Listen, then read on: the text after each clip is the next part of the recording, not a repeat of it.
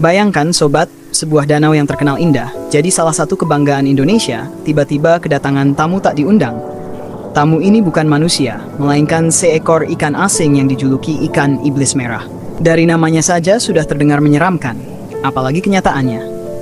Ikan ini bukan hanya merusak keseimbangan ekosistem, tapi juga mengancam mata pencaharian para nelayan lokal.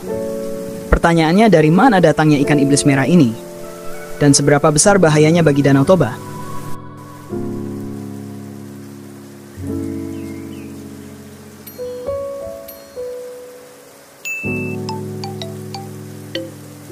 Iblis merah punya nama latin Chichlosoma labiatum.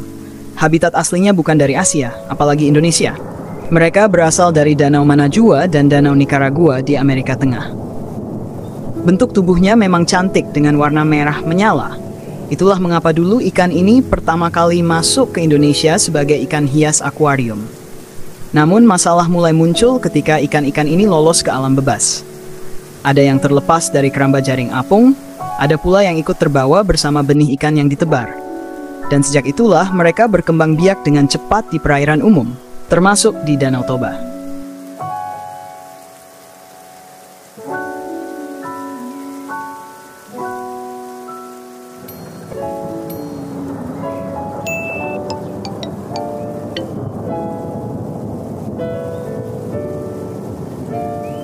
Bagi masyarakat sekitar, terutama para nelayan di Kecamatan Bakti Raja, Kabupaten Humbang Hasundutan, kehadiran ikan ini justru jadi mimpi buruk. Nelayan mengeluh, karena jumlah ikan asli yang biasanya mereka tangkap, makin lama makin menurun. Kenapa? Karena ikan iblis merah ini sangat rakus dan agresif. Dengan gigi tajam dan rahang kuat, mereka memangsa ikan-ikan asli Danau Toba tanpa ampun. Hasilnya, populasi ikan endemik perlahan hilang, dan ekosistem danau terganggu.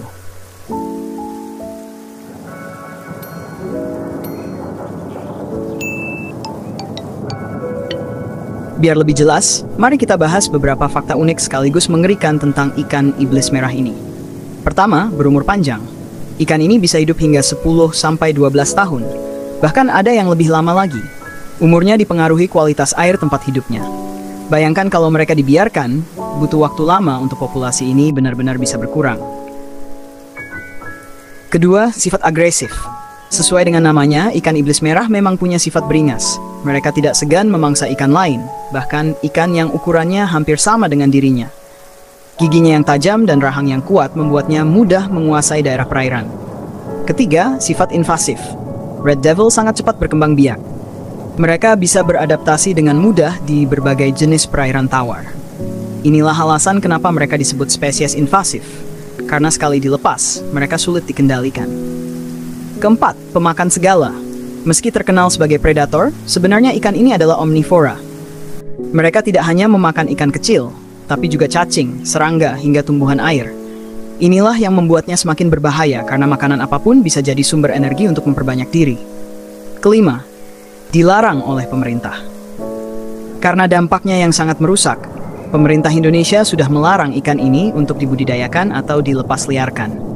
Larangan itu tertuang dalam Peraturan Menteri Kelautan dan Perikanan Nomor 41 Tahun 2014 yang jelas menyebut ikan iblis merah sebagai spesies berbahaya.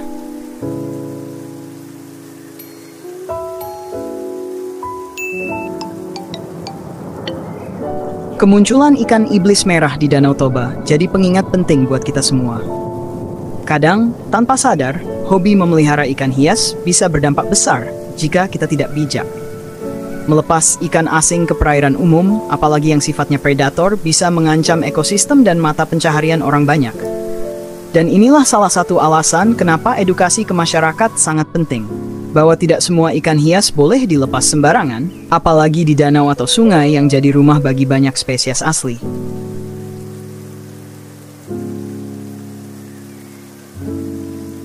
Jadi sobat pemburu amatir, meski ikan iblis merah tampak cantik dan menarik untuk dipelihara, nyatanya mereka bisa jadi bencana ketika terlepas ke alam.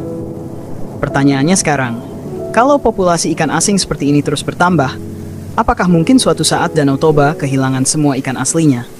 Tulis pendapat kalian di kolom komentar ya. Dan seperti biasa, jangan lupa untuk klik like, subscribe, dan share video ini, biar makin banyak orang tahu pentingnya menjaga ekosistem perairan kita. Sampai jumpa di video inspiratif berikutnya, hanya di Pemburu Amatir.